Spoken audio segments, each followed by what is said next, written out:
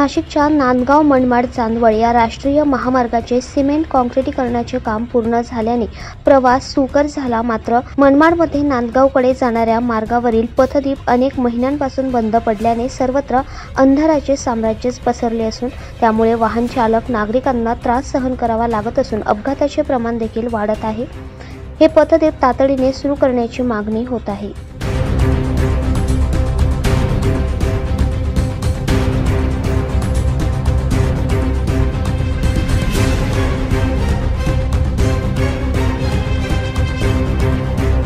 दैनिक भ्रमरसाठी प्रतिनिधी नैवेद्य बिद्री, मनमाड।